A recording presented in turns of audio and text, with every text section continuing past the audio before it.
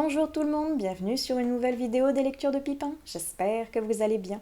Cette fois-ci, on va se retrouver, je pense, pour un petit vlog / bilan de lecture, parce que je me rends compte que j'ai beaucoup de lectures dont il faut que je vous parle.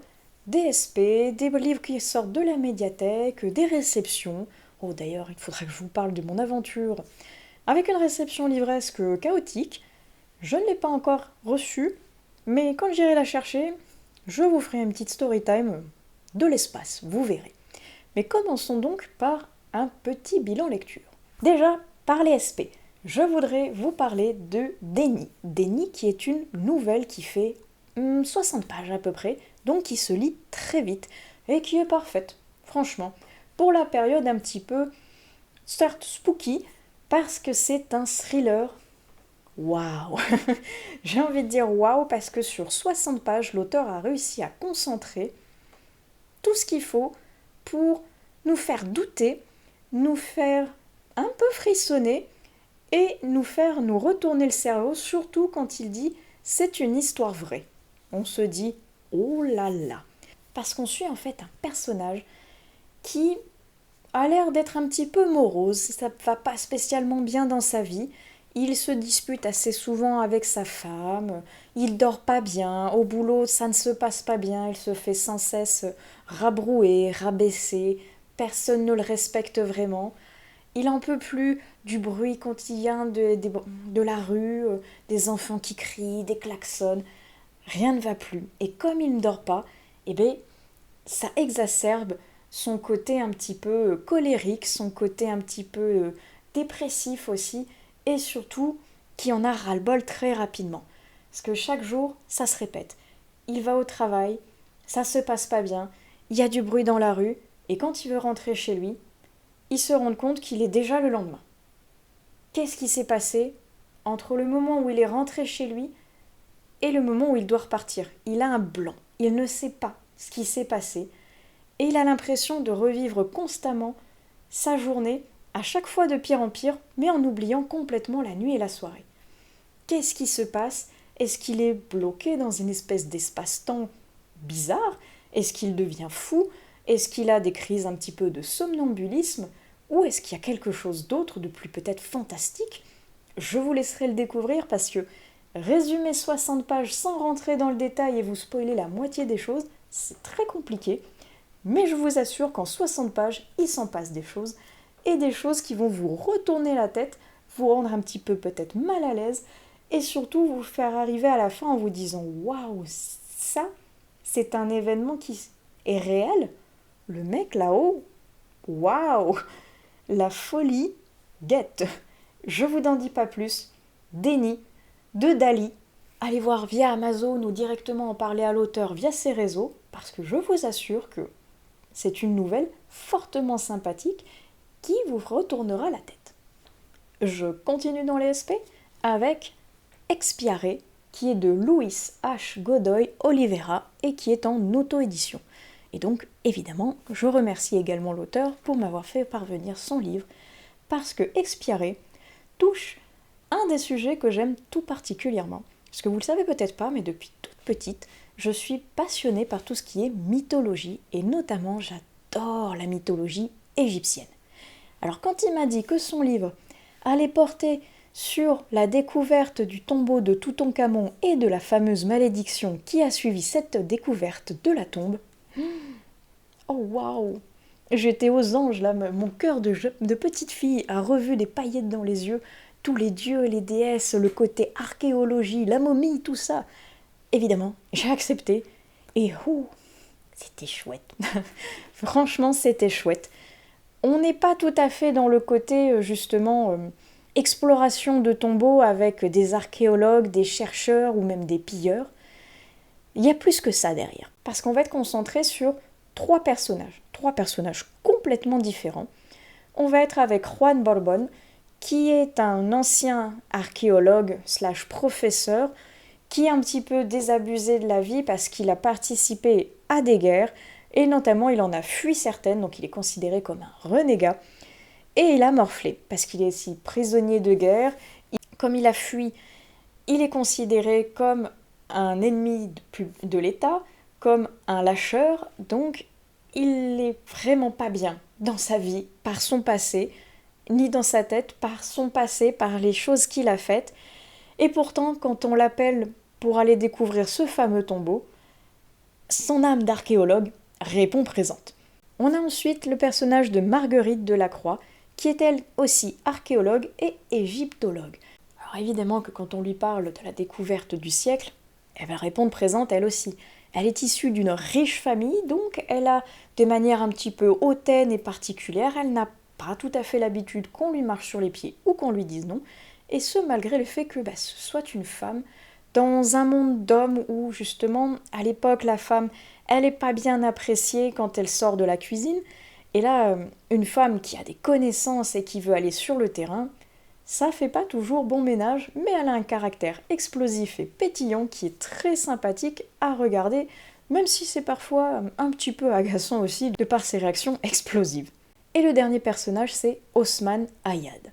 Lui, c'est un mercenaire, slash pilleur de tombes, slash coureur de jupons, slash toujours dans les ennuis. Et quand il va entendre parler d'un fameux trésor, d'une malédiction avec une belle récompense au bout, et lui aussi, il va répondre présent, même si il va au-delà de gros ennuis auxquels il était loin de se douter. Et ces trois personnages, on va les suivre à travers trois parties distinctes dans le livre, qui sont plutôt une phase un petit peu donc d'exploration, une phase d'apprentissage de ces personnages, de leur passé, du pourquoi ils sont comme ça et pourquoi ils cherchent ce fameux tombeau de Toutankhamon. Et après, ça va être la partie ouverture de ce tombeau, la malédiction qui va en découler et la quête pour renverser cette malédiction. Parce qu'il y avait bien quelque chose derrière les portes de ce tombeau qui a maudit nos fameux personnages, et en les maudissant, ça va faire ressortir tout le côté mauvais qu'il y a dans les humains, notamment donc chez ces personnes, et elles vont avoir envie de lever cette malédiction, même si elle est là pour un petit peu leur faire payer leurs péchés. Et donc, est-ce qu'ils vont être en quête de rédemption ou d'expiation ? Là, telle est la question, je vous laisserai le découvrir, et sachez qu'il y a le côté donc un petit peu archéologique, un petit peu égyptologie, histoire qui est fascinant, et qui a un côté fantastique qui va venir chambouler tout ça, avec un panthéon des dieux qui est plutôt courroucé, qui est là pour rappeler aux humains qu'ils existent bel et bien, et que s'il y a des malédictions, ils y sont peut-être pas pour rien. Et c'était très sympathique justement de voir ce côté fantastique qui vient faire un revirement de situation au niveau de la seconde partie, et qui va nous emmener sur le chemin de cette expiation ou rédemption tout le long du livre, avec un final, mes amis, que je n'avais pas vu venir, parce que je me suis tellement laissée porter par la magie, par l'histoire, par les personnages, par les dieux et déesses, que le final, je l'ai pris en pleine poire, parce que j'avais pas du tout anticipé, ni cherché à aller anticiper ce qui allait se passer, et j'ai vraiment beaucoup apprécié. Cette magie qui repétillait en moi de côté archéologique, j'ai toujours été fascinée par l'archéologie, donc par la mythologie. C'était là le combo parfait. Et en plus, j'ai eu l'occasion, grâce à mes parents, que je remercie s'ils passent par cette vidéo, de pouvoir aller voir une exposition sur l'Égypte dans la carrière des Lumières. Et cette exposition, elle mettait en lumière justement tout ce temps des pharaons, ce temps du grand faste, ce temps des dieux et des déesses, ce temps des bijoux dorés, ce temps mythique, ce temps de guerre aussi avec les pharaons.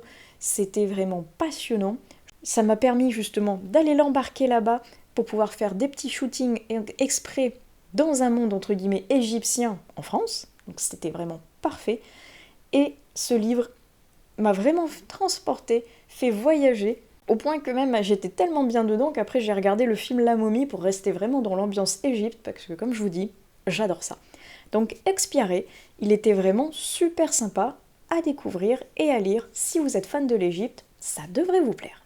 Je ne crois pas vous avoir parlé du SP L'ombre de l'ange, et je remercie énormément l'autrice d'être venue vers moi pour me l'envoyer, parce que franchement, des histoires avec des anges déchus et des combats, j'en connais pas beaucoup, donc là, que c'était parfait de pouvoir en découvrir un, et en plus, il rentrait dans une de mes catégories du pumpkin de la plus belle manière fortuite qui soit, c'était parfait. Et dans L'ombre de l'ange, déjà la couverture, est-ce qu'on s'arrêterait pas 2 secondes sur cette sublime couverture? Parce que franchement, moi je l'adore. Rien qu'avec ça, ça me donnait envie de rentrer dans l'histoire pour pouvoir connaître ce qui va se passer, parce que ça a l'air un petit peu, un côté un peu bataille comme ça, qui avait l'air très sympa. Et on va en avoir de la bataille, parce qu'on va avoir une héroïne qui le jour travaille dans une boutique un petit peu ésotérique, spirituelle comme ça, et la nuit, c'est une ange qui patrouille avec son équipe pour protéger et sauvegarder les humains. Les anges sont une nation qui est un petit peu cachée, mais qui est là quand même donc pour protéger et faire régner l'ordre contre les ombres. Et dans la ville de Cannes, il y a une ombre très puissante qui cherche à faire revivre une prophétie où un certain ange noir viendrait, choisirait son camp et pourrait détruire le monde entier. Et lui, évidemment, qui veut faire que cette prophétie se réalise et que l'ange noir choisisse son côté pour régner sur le monde. Et donc il va s'en suivre évidemment des batailles entre les anges et les ombres pour faire régner d'un côté le bien et de l'autre le mal. Et évidemment que notre héroïne n'est pas d'accord avec cette prophétie et qu'elle ne veut surtout pas que ces fameux anges rejoignent le côté des ténèbres. Et le côté original qu'il y a avec ça, c'est donc que ça se passe dans la ville de Cannes. C'est super original, j'avais encore jamais vu de livre dont la ville principale était Cannes, et même si je ne connais pas spécialement cette ville, eh bien, le fait de voir l'ange justement patrouiller à droite, à gauche, dans diverses ruelles, places de marché, sur la côte ou autre, eh ben, ça m'a fait un petit peu voyager avec elle, parce que la plume de l'autrice, elle est très descriptive, et elle arrive à nous conter comment est sa ville, et à nous faire voyager à travers les ruelles, avec notre ami l'ange, dont j'ai malheureusement perdu le nom, vu que j'ai toujours la maladie des prénoms. Mais donc, c'était très sympathique, avec un côté justement un petit peu brut de décoffrage au niveau de ce personnage principal, où j'ai eu du mal des fois à l'apprécier plutôt qu'à la détester, parce qu'elle a vraiment un caractère très trempé.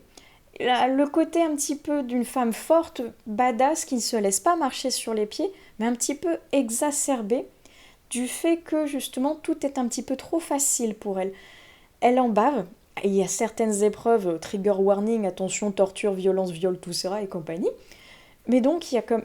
Elle en a bavé, certes, méchamment bavé même, mais on a l'impression que ça lui passe pas au-dessus, parce que ça lui reste vraiment gravé en elle, elle a un côté un peu traumatisé aussi, mais que ça lui permet de gagner en puissance de manière toujours plus facile, malheureusement.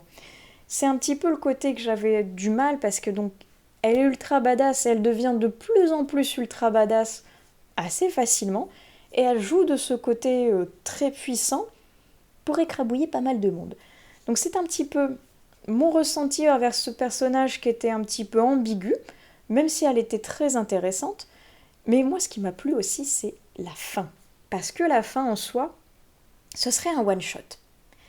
Mais j'ai terriblement envie d'une suite au vu de la fin, parce que ça pourrait faire tellement de belles choses derrière.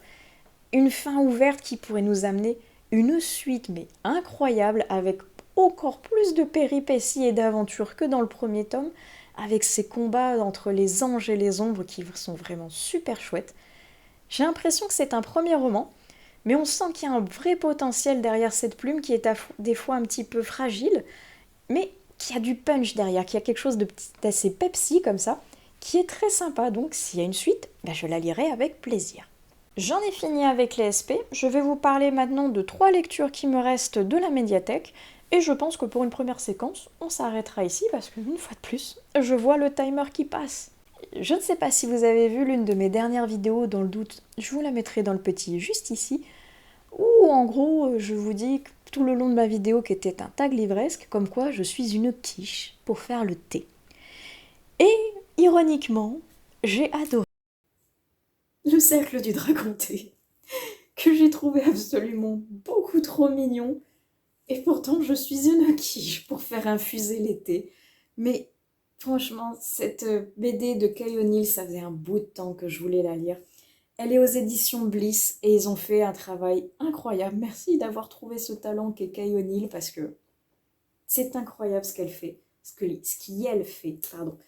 Regardez déjà la beauté des traits, et rien que ces fameux justement petits dragons de thé trop choux. Les couleurs, les mises en page, la douceur de l'histoire qu'il y a derrière. Oh, quel monde merveilleux que celui de Kay O'Neill.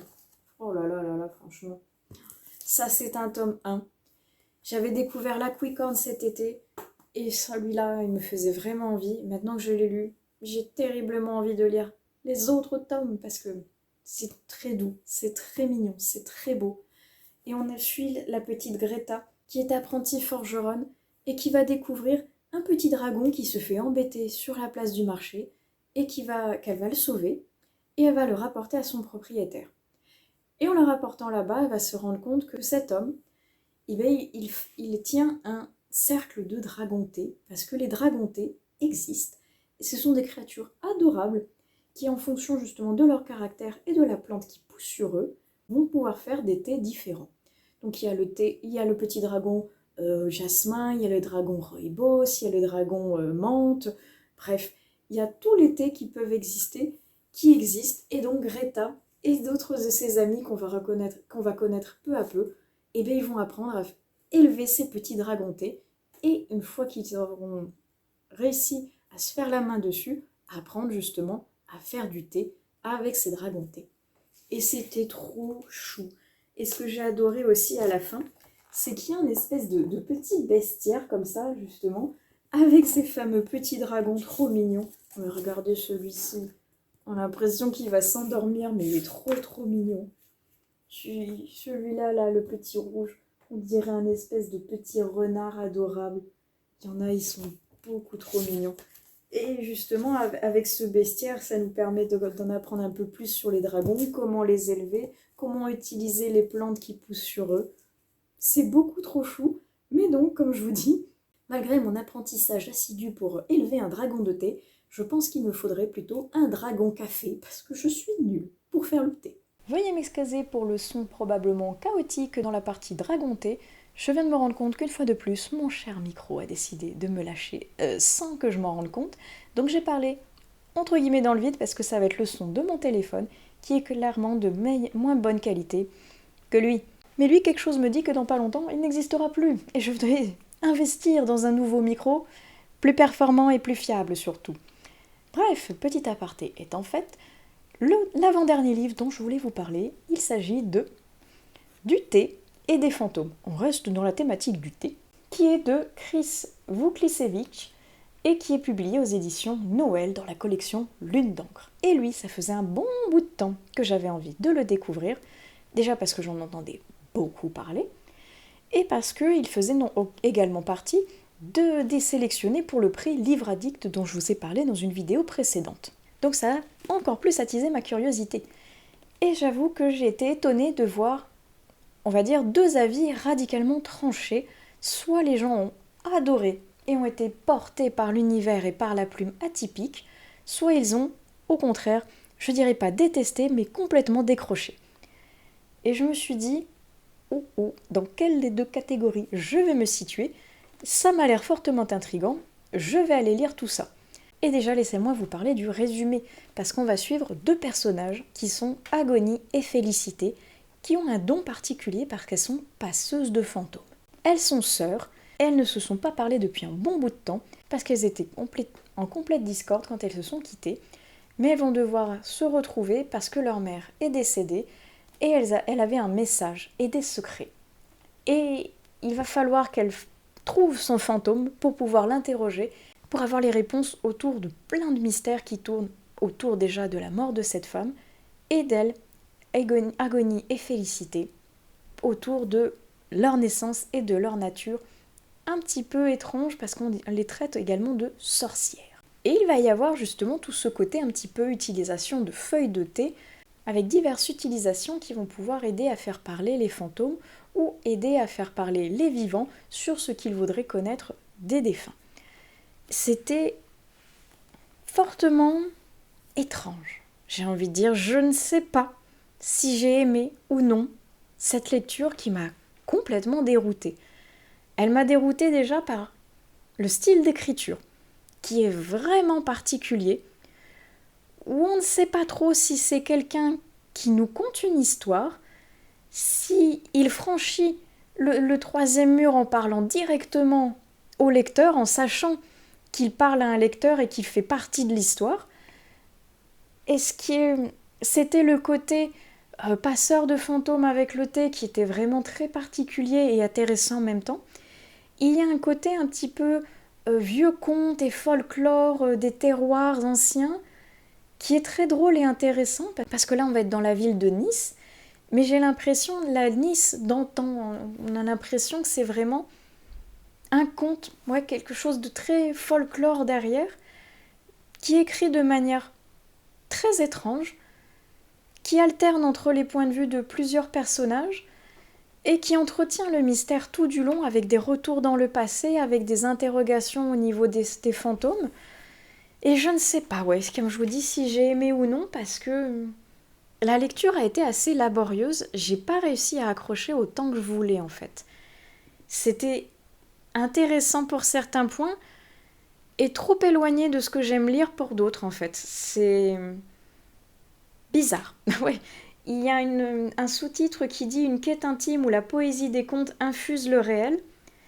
Je pense qu'il y a un peu de ça. Il y a un côté un petit peu conte narré par un lecteur pour un lecteur.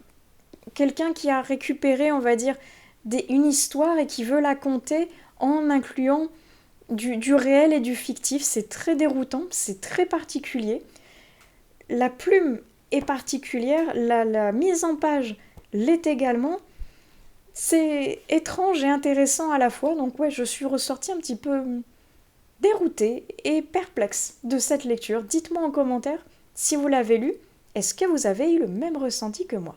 Et la dernière lecture dont je voulais vous parler avant que mon micro ne me le relâche encore une fois, j'essaye d'aller assez vite dessus et pourtant je l'ai adorée celle-ci.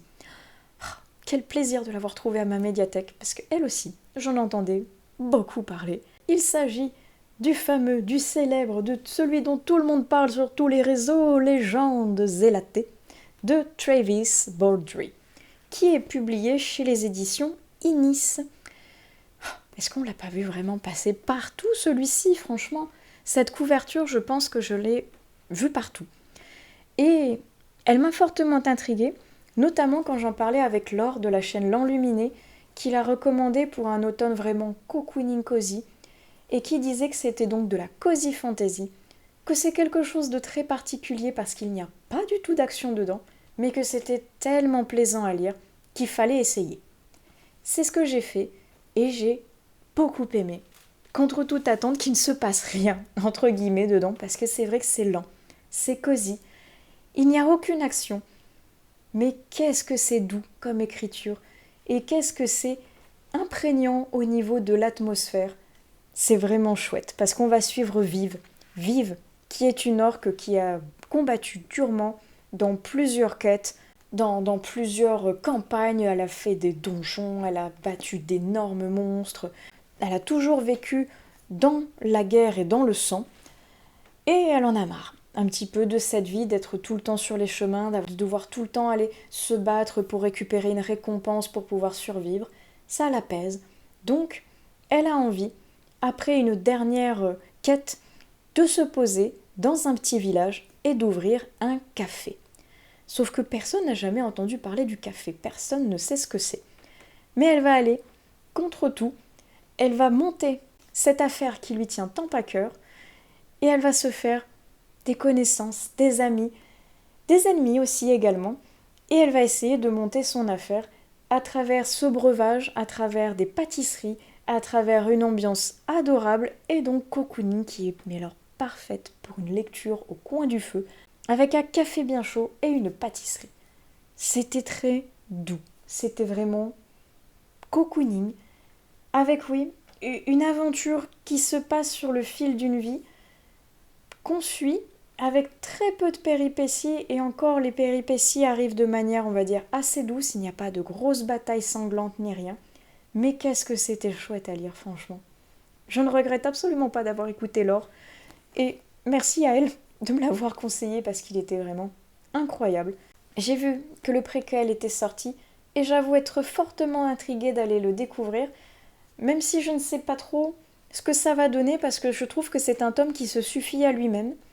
À voir si je vais autant apprécier le préquel que Légende Zélatée, Mais en attendant, je trouve que c'est une très jolie découverte qui m'a beaucoup plu.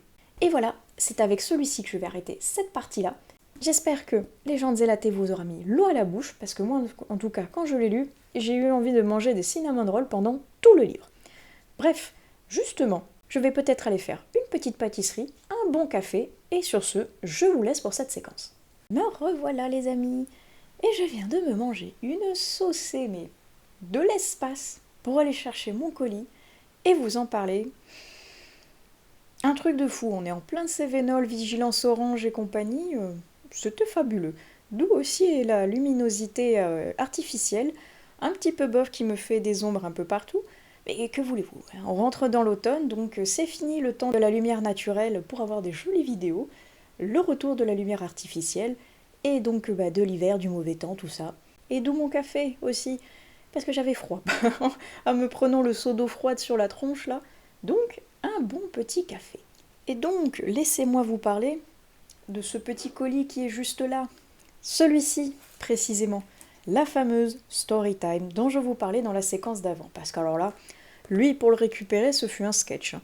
Pour remettre dans le contexte, ceci, c'est une campagne Ulule que j'attends depuis avril, mais quelque chose comme ça. Donc, autant vous dire que j'attendais cet ouvrage avec la plus grande des impatiences, évidemment. Mais est arrivé le moment de choisir le mode d'envoi, et j'ai décidé de prendre par Mondial Relais et d'utiliser un locker pour pouvoir aller le récupérer de manière plus pratique, à peu près quand j'en ai envie, et surtout à l'heure où j'en ai envie. Donc jusque-là, aucun souci, c'est tout à fait faisable, la maison d'édition, ils sont super top, il n'y a aucun problème avec eux, le colis part, et on me dit, quelques temps plus tard, comme quoi, ça y est, mon colis est arrivé, je reçois mon code et je peux aller le chercher. Moi je suis toute contente, je sors du boulot, je fais la youpi, je fonce à mon super locker pour aller récupérer mon colis, et en tapant le code, le casier s'ouvre et que vois-je? Un colis qui ne ressemble absolument pas à un livre. Et je sais que c'est ma compagne Ulule qui arrive, donc je peux pas me tromper avec peut-être une autre commande que j'aurais passée ou autre, avec laquelle j'aurais pu confondre, vu que je n'ai pas d'autres commandes en cours. Et je vois bien à la forme du paquet que c'est quelque chose de mou à l'intérieur, que c'est donc pas du tout un livre ni ce que j'ai commandé. Et en effet, en prenant le colis, je vois qu'il ne m'est pas du tout adressé, il est pour une autre personne que moi, qui a elle aussi choisi ce locker en point retrait, et mais donc c'est pas moi, c'est pas mon colis, et où est donc le mien?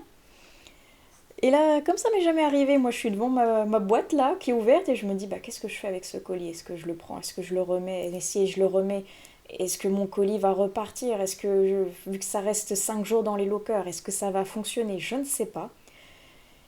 Et, entre guillemets, dans la panique, et ne sachant pas vraiment comment faire, et comment faire aussi pour que la personne puisse récupérer son colis, je le récupère en disant sur la borne comme quoi il y a un problème, et ça me dit de contacter Mondial Relais.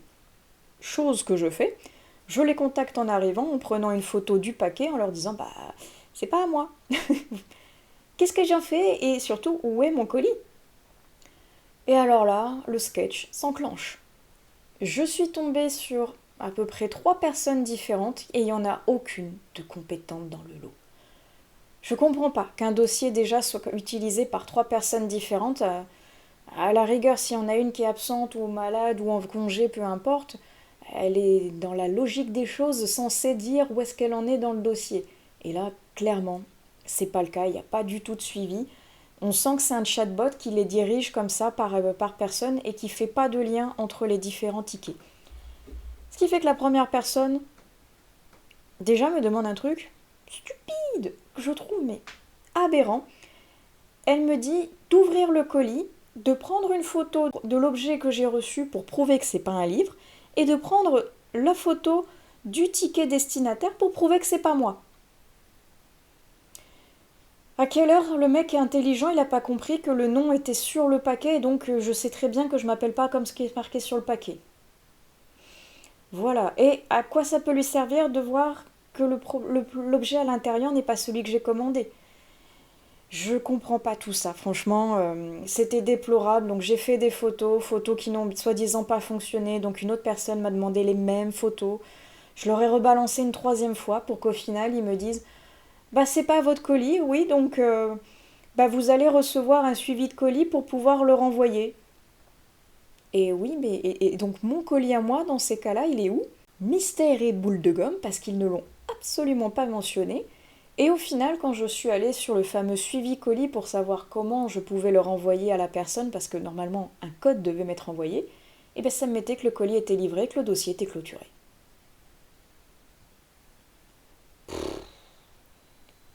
Alors entre le livreur qui est une quichasse sans nom, qui visiblement ne sait pas comment répartir les codes avec les casiers dans lesquels il a mis quelque chose, entre les mecs qui s'occupent du mondial relais, qui n'en ont mais alors rien à foutre, qui comprennent strictement rien et qui veulent juste clôturer le dossier pour aller en vacances, quoi. Et moi qui me suis débrouillée à essayer de trouver la personne sur Vinted qui bien évidemment a un pseudo donc je ne l'ai pas retrouvé. J'ai retrouvé le vendeur qui a vendu le fameux objet à la personne. Je l'ai contacté pour lui dire c'est moi qui ai le colis de cette personne, est-ce que tu peux vérifier que tu lui as bien envoyé? Il me dit ah je vends en effet tel produit, je regarde. Et depuis plus rien. Je pense que maintenant, quand on va me demander l'un de mes défauts, je vais dire l'honnêteté. Parce que je suis trop honnête et ça me crée que des soucis. La preuve, je récupère un colis qui n'est pas à moi, je cherche à le redonner à la personne par tous les moyens, et au final, c'est moi qui ai les soucis parce que je ne peux pas lui redonner. Tout le monde s'en fout, personne ne veut le repasser. Moi, je me retrouve avec un colis qui n'est pas du tout le mien. Bref, tout ça pour dire qu'en revanche, la maison d'édition par chance, m'a contacté en me disant que le colis leur avait été retourné et refusé. Et pourquoi je l'avais refusé?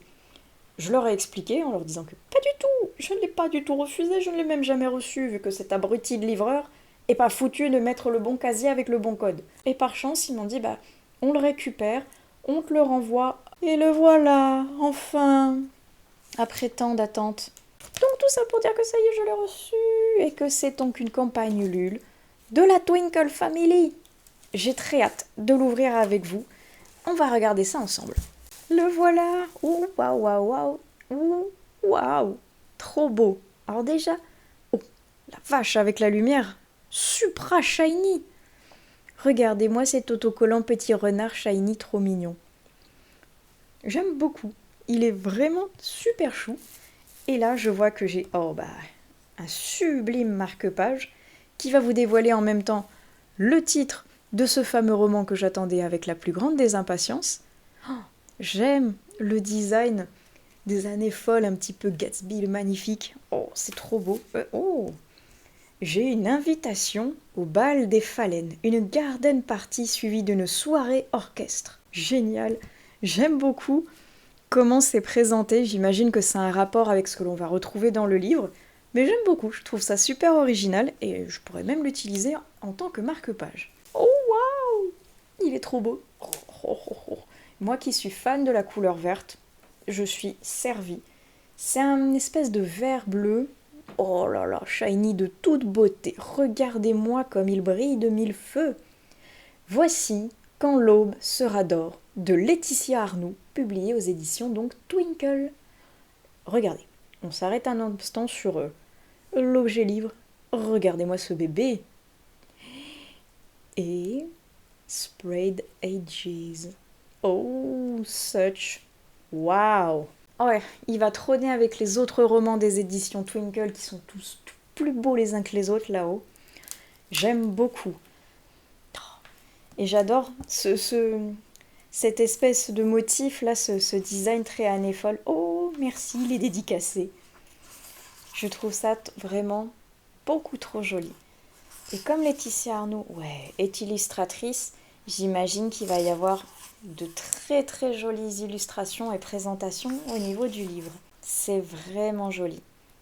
Les éditions Twinkle, franchement, à chaque fois, ils font des trucs absolument incroyables. J'ai pas encore lu tous les livres que j'ai d'eux et qui pourtant patientent sagement au niveau de mon étagère là-haut, mais à chaque fois, ce sont des vraies pépites qui nous sortent et j'aime beaucoup. Je suis vraiment ravie de l'avoir enfin reçu. Et je sais que dans pas longtemps, il y a une nouvelle campagne Ulule qui va sortir fin octobre pour un prochain roman, donc, qui sera un recueil, un peu comme celui de la bibliothèque du manoir qui était pour l'automne, mais là, ça va être des recueils pour des histoires qui sont parfaites à lire au coin du feu. cet hiver parce que ça va être autour de l'ambiance de Noël. Je vous avouerai que j'ai déjà hâte que cette campagne Ulule commence, même si mon budget non, mais qu'importe. Franchement, je n'ai absolument rien acheté de ce mois-ci pour me réserver pour la future campagne Ulule. Parce que j'aime toujours autant ce qu'il propose. Je suis très curieuse de pouvoir lire celui-ci qui va se passer donc pendant les années folles, avec une jeune femme qui va visiblement découvrir une bâtisse qui a été abandonnée dans de mystérieuses circonstances. Et il va y avoir aussi un écrivain assez complexe, assez bizarre également. Donc ces deux personnages vont peut-être devoir se rapprocher, résoudre peut-être des énigmes autour de cette mystérieuse villa. On part d'un renard roux aussi, qui certainement a un rapport avec le petit renard que l'on a eu juste avant en autocollant. Et donc tout ça au niveau des années folles, ça va être autour du Charleston, autour de cette ambiance qui va... Ah regardez, le bal des phalènes, le fameux. Donc je pense que ça va être super chouette. Et j'ai oublié de vous montrer, mais il y a un signet doré en tissu en tant que marque-page également. Trop contente. Ça fut laborieux pour le récupérer, mais merci à la Twinkle Family qui est les seuls qui savent travailler dans ce pays visiblement, et pas merci à Mondial Relais qui sont des grosses bouses qui devraient changer de métier. Voilà, c'était mon côté ralus qui ressort, mais en tout cas, il n'arrête pas de briller de mille feux, il est trop beau, et je vais le reposer pour pouvoir vous parler d'une autre lecture dont j'ai oublié de vous parler dans la séquence précédente parce que je l'ai terminée. Il s'agissait de ma lecture audio de Par-delà la magie ou Au-delà la magie, je ne sais jamais comment il est traduit en français, mais Beyond the Wand de Tom Felton. Et moi je l'avais en version audio et en version originale également, donc écrit et lu par Tom Felton. Et honnêtement, moi j'adore quand c'est l'auteur ou l'autrice qui arrive à avoir un talent d'orateur pour pouvoir nous conter son propre roman, parce que justement, comme c'est lui qui l'a écrit, il sait où mettre le ton qu'il faut, que ce soit tragique, comique, ou appuyé, ou un petit peu énervé. Il sait comment faire, puisque c'est lui qui a insufflé les émotions quand il a écrit, et donc ça a donné quelque chose de vraiment chouette à l'écoute. Où il va nous conter justement donc sa biographie de quand il était enfant, à ses débuts en tant que personnage dans Harry Potter, et qu'est-ce que justement ça lui a apporté au niveau de son enfance, de son adolescence, puis son évolution en tant qu'adulte, au niveau après donc de la vision de ce personnage, de sa vie avant, après, pendant, et c'était super intéressant. Déjà d'en apprendre un peu plus sur qui est Tom Felton, et ce que lui a apporté en bien ou en mal ce personnage qu'est Drago Malfoy. Et lu par lui, ça donne une dynamique particulière parce qu'il est vraiment touchant dans son récit, où il nous explique que tout n'était pas spécialement rose, qu'il a eu des gros déboires avec l'alcool, avec un petit peu aussi la drogue, avec beaucoup la solitude, qu'il a eu du mal à s'en sortir, qu'il avait une vision un petit peu négative de lui, mais qu'il a en même temps eu beaucoup de lumière au niveau de ses amis, au niveau des personnes qu'il a rencontrées quand il a fait Harry Potter. Il a côtoyé aussi beaucoup d'acteurs super importants, super connus comme Anthony Hopkins ou Jodie Foster. Il a vraiment eu une carrière, un début de carrière plutôt de fou. Et c'est super intéressant de voir comment il a vécu ça justement, que derrière ce personnage qui en plus est le méchant un petit peu de l'histoire, donc qui est un personnage qui n'est pas tout à fait apprécié, notamment par le jeune public qui lui ne sait pas encore faire la différence entre un personnage et la personne qui l'incarne. Donc c'était super drôle et un petit peu triste pour lui de voir les enfants qui le détestaient parce que pourquoi il embête Harry Potter, franchement. Drago, il est pas sympa comme type. Il a intérêt d'être plus gentil dans le prochain tome. Je trouve ça super drôle et touchant, et en même temps, lui qui là, ok, il sait pas quoi dire de plus. C'est assez rigolo, mais c'est un peu triste aussi de voir que justement, c'est un personnage qui est un peu récrié, détesté, et donc que ça l'a un petit peu affecté aussi, mine de rien. Donc, une très jolie expérience, et donc d'autant plus parce que c'est lu par Tom Felton lui-même. C'était super intéressant, et en plus, comme il faisait partie du prix Livradique de cette année, je poursuis petit à petit ma quête de lire les livres qui m'intéressent dans ces sélections. Et pour clôturer cette séquence, vite fait, je vais vous parler qu'en ce moment, je suis sur 2 lectures en même temps. Un SP qui est Les parts oubliées de Charmaine Wilkerson, qui j'ai pratiquement terminé, et je pense que je vais pouvoir vous en parler dans la prochaine séquence parce qu'il est pas mal du tout. Et concernant le livre audio que je suis en train d'écouter actuellement, il s'agit enfin de Le Chant de Pasiphae de Livestone, le tome 1/4 de Witch and God. 4 parce qu'il y a déjà donc eu le premier cercle avec les 3 sœurs sorcières, et maintenant on entame un nouveau cycle qui est donc le premier tome d'une trilogie, si je ne me trompe pas. Donc il y a déjà les 2 premiers tomes de sortie. Je suis un peu à la bourre, mais ça y est, enfin, je m'y suis mise, et il me reste à peu près 6 heures d'écoute, je crois, sur 12 ou 11, en tout cas, je ne sais plus exactement. Donc j'en ai pratiquement fait la moitié, et je vous avouerai que c'est pas mal du tout, parce que j'aime beaucoup le côté historique et mythologique que l'on a dedans, parce qu'on est toujours dans une romance entre sorcières et dieux grecs, donc ça, voilà, hein, c'est toujours pas mon truc, mais là, Pasiphae, dans sa quête de l'amour, va se retrouver à utiliser un objet ensorcelé qui est une boussole qui est censée l'amener vers la personne qui est l'élu de son cœur. Et quand elle enclenche la boussole, paf, finalement, ça la ramène peut-être vers l'élu de son cœur, oui, mais dans le passé. Et elle se retrouve en pleine guerre de Troie. Et c'est ça que je trouve fabuleux. Parce que ça nous fait une nouvelle vision de la guerre de Troie, en plein milieu pendant la bataille, et je trouve ça super chouette. Alors oui, au milieu, bien sûr, il va y avoir ses sentiments pour l'un des dieux grecs et compagnie, mais moi, le côté vraiment bataille, mythologique, historique, je trouve ça super chouette. Et donc, le côté romance, là, je commence à vraiment attaquer le cœur du sujet, parce qu'on est quasiment à la moitié du livre. Il y a beaucoup de péripéties, mais on sent qu'il va y avoir un dénouement, un rebondissement qui va partir dans très très peu de temps là où j'en suis. Et donc, on est au cœur de la romance, et wow, moi c'est toujours pas mon truc. Hein. Et si vous avez vu la vidéo précédente du tag livresque, je vous disais comme quoi je n'aime pas du tout les petits surnoms mielleux. Et alors là, dedans, il y en a un, oh, il m'a hérissé les poils tellement il m'a horripilé. J'étais mais qui, franchement, qui donne ce genre de surnom? C'est vraiment pas mon truc. Et surtout quand on voit que c'est le dieu de la peur qui donne un surnom tout mignon, bubblegum comme ça, on dit mais non, c'est pas du tout crédible en fait. Enfin, moi en tout cas, je trouve pas ça crédible. Et d'autant plus que je trouve je le trouve pas crédible en fait ce surnom parce que en gros, il lui donne le surnom de Petit Bao parce que pour lui, c'est comme ce petit gâteau à la vapeur chinois qui est tout blanc et tout tremblotant dans une assiette.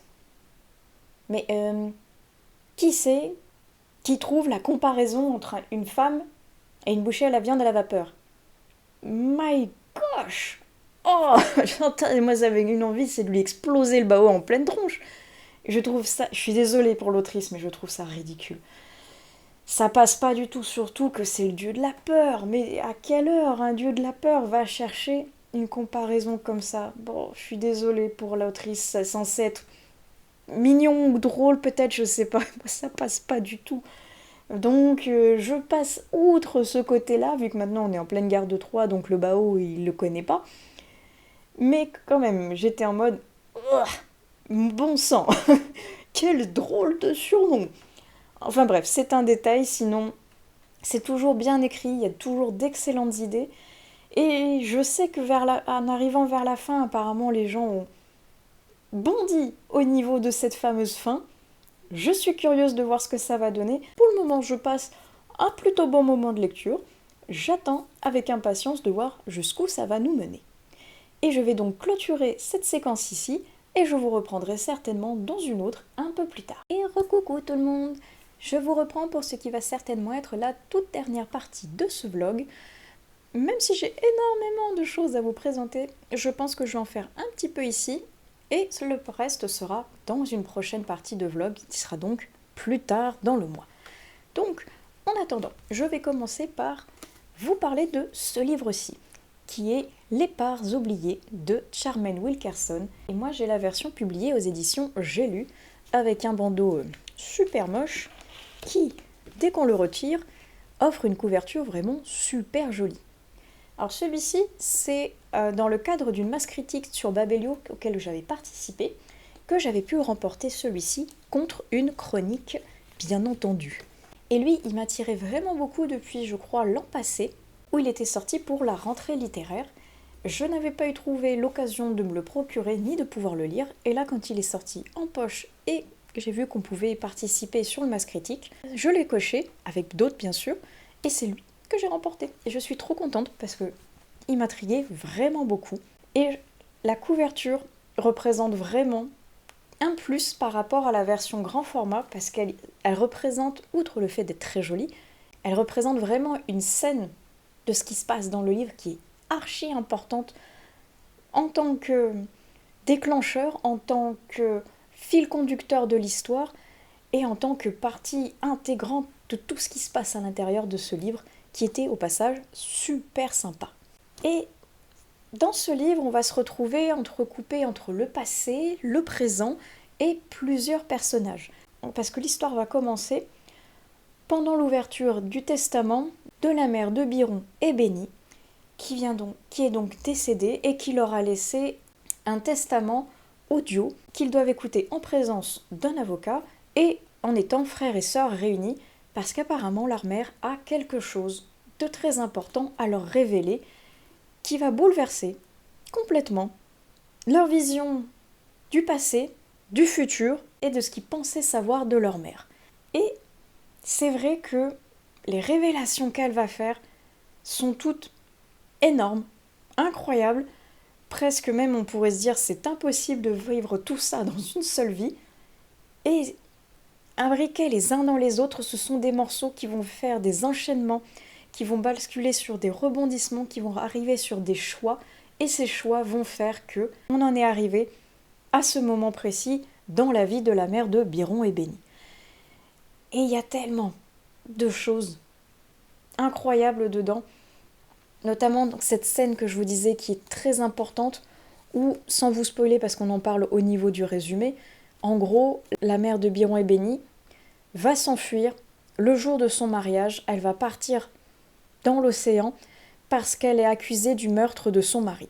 Et déjà, rien qu'avec ces éléments-là, beaucoup de choses vont se passer derrière, avec des éléments qui sont très forts, parce qu'on est au niveau d'une histoire qui s'ancre avec des éléments qui se sont, on va dire, réellement passés, parce qu'on va parler de racisme, parce qu'on va parler d'exil, parce qu'on va parler de fuite, de quête de l'identité.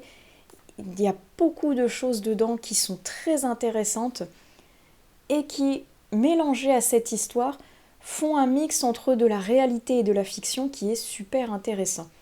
Et je trouve que pour un premier roman, franchement, la plume de Charmaine est vraiment bien, elle est justement dosée, avec quelques petits moments où je trouve que les réactions des personnages sont un petit peu peut-être disproportionnées ou pas très crédibles au vu de la surréaction qu'ils ont.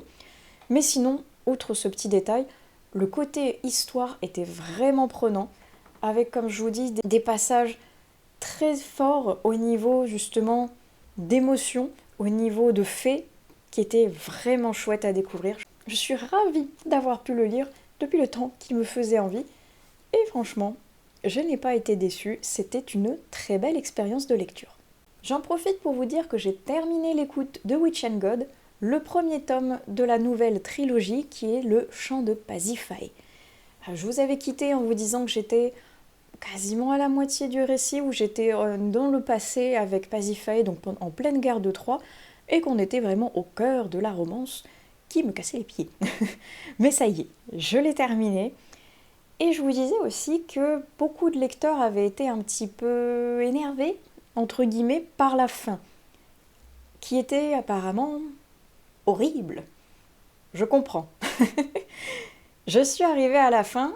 Déjà, j'avais une forte envie de claquer Pasiphae pour ses choix que je trouve complètement pourris, mais qui certes vont être utiles, je pense, au niveau du tome 2 puis du tome 3. Il va y avoir un fil conducteur, quelque chose de logique qui font que ça va venir s'étirer pour pouvoir avoir quelque chose de concret derrière. Mais la fin en elle-même, je comprends l'énorme frustration des lecteurs. Et quand j'ai vu que je l'ai terminé là au niveau du 30-31 octobre, quelque chose comme ça, Et juste à ce moment-là, quand je regardais dans mon flux Instagram, j'ai vu que Liz Stone parlait que le prochain tome n'allait pas tarder à sortir, notamment en audio. Je crois que début novembre, il devrait sortir. Je me suis dit, ouf, heureusement, parce que je tombe à la fin de ce premier tome qui est vraiment chaotique, avec un premier épilogue où on a envie de dévorer les pages, mais pas dans le bon sens du terme, on a envie vraiment de les déchirer en mode bon sang, mais pourquoi l'autrice a choisi de faire ça? Et le second épilogue qui est là vraiment pour amener la première partie du second tome, je pense. Parce qu'on va parler de Panthéa, qui va donc être l'héroïne du prochain tome, que je suis maintenant fortement curieuse de découvrir.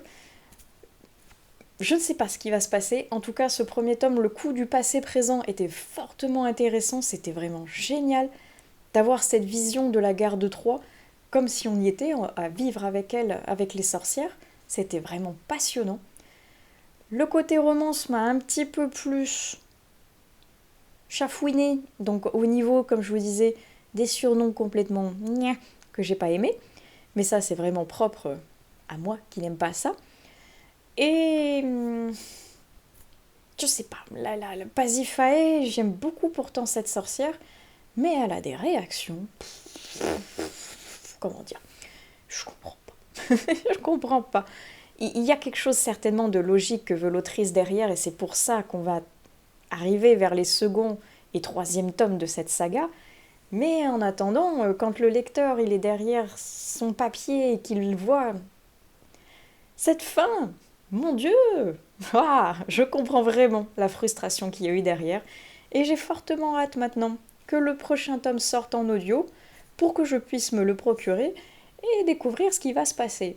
Même si je pense que si la fin du second est aussi waouh et aussi entre guillemets violente pour le lecteur que la fin du premier tome, l'attente du troisième tome va être tellement longue et douloureuse. À voir. En attendant, c'était une bonne lecture. C'était pas mal, même s'il y avait des bémols, mais donc vraiment au niveau, moi c'est côté romance que ça pêchait un peu. Mais sinon, j'aime l'idée, j'aime le côté qui reste des péripéties qui vont venir s'étirer sur les autres tomes.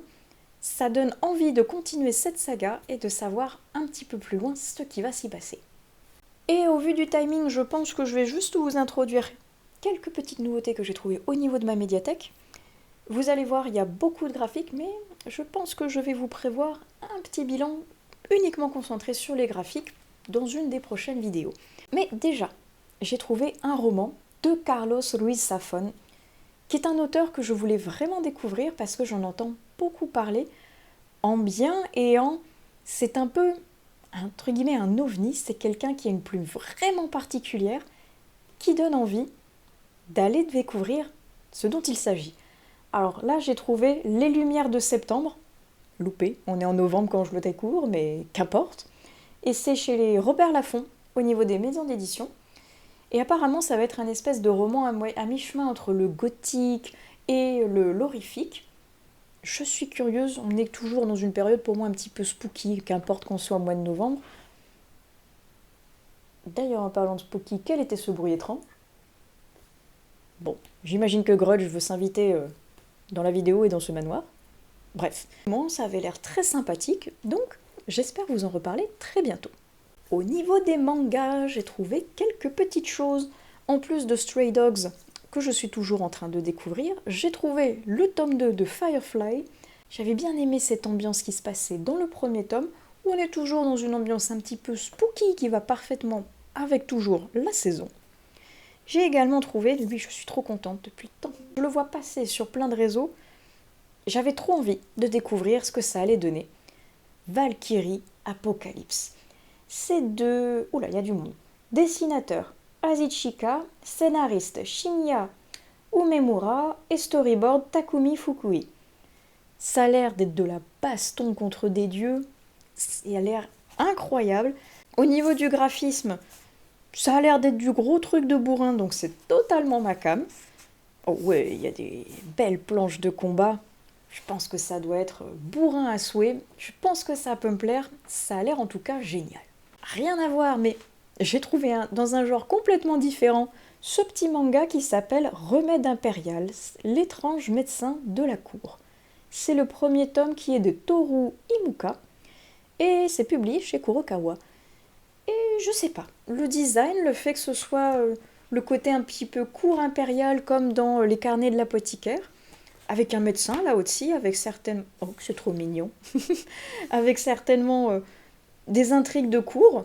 Oh, et j'aime beaucoup aussi les graphismes. Je n'ai pas cherché plus loin, j'ai pris le premier tome pour découvrir ce que c'était. Et lui aussi, je suis trop contente de l'avoir trouvé.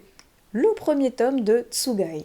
Demons of the Shadow Realm, c'est de Hiromu Arakawa, publié chez Kurokawa, et c'est l'autrice de Full Metal Alchemist. J'avais adoré Full Metal. Grande fan du manga papier comme du manga animé. Donc, je voulais vraiment découvrir cette nouvelle épopée avec des personnages qui ont l'air super sympas et une histoire qui a l'air assez prenante également. J'ai pas voulu en savoir plus. Moi, j'ai vu que c'était la même autrice. J'ai pas cherché plus loin. J'ai juste voulu découvrir son nouvel univers. Et après, j'ai également trouvé 2 BD qui pèsent leur poids, mais qui ont l'air beaucoup trop chouettes. Regardez. Ah, ils sont trop loin dans l'écran et on voit ma ring light, mais qu'importe. La suite du cercle de Dragonté. Là, j'ai le festival du Dragonté et la tapisserie du Dragonté. Oh, oh là là là là. Ça a l'air beaucoup trop mignon, une fois de plus.